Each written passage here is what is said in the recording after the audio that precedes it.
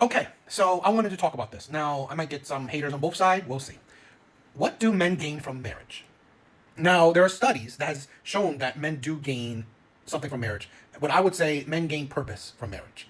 Men gain stability from marriage, okay, in a sense, where they have a reason to be healthy because they have to live long for their wife and children. They have a reason to work hard, right, to make money, with wife and children. So, yes, men do benefit from marriage in a sense where, men are more healthier, men make more money. But, in my opinion, it's the purpose, right? Marriage gives men purpose. Now, I also want to talk more about it in a sense where this is my, skirting line, right? Men hated that. No, men don't benefit from marriage. I would say this. Men benefit from long-term committed relationship. It's the purpose, right?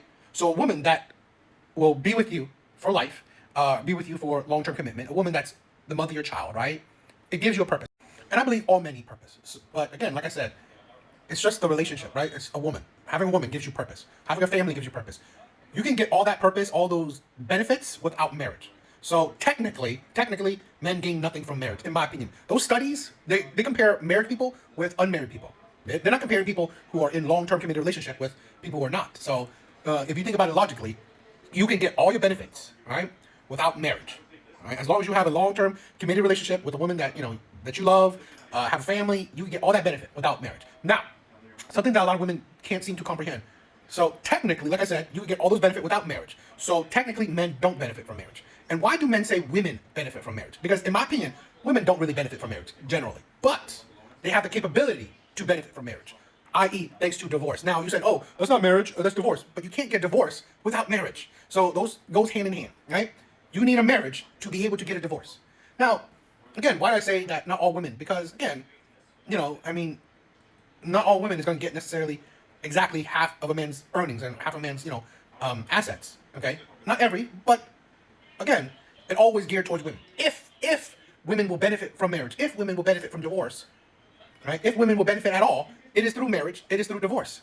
Okay? So that is why men in general say women in general benefit from marriage, not men. Okay? If you get a good outcome thanks to marriage, i.e., divorce, it is usually women. It's not men. Statistically, men don't benefit from divorce. Women do. Okay?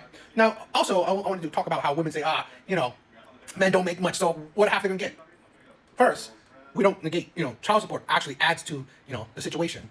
Second, again, there are cases where even if a man is a middle class, right? Middle class, he could be middle class earning. It will still hurt him, right? It will still hurt him. And I believe, correct me if I'm wrong, majority of American or middle class Americans. So, you don't have to be a millionaire to still get your shit taken from you. So, you know, they, things could still be divided, right? When you even if you're not a millionaire, right? Your shit can still be divided, right? Half of your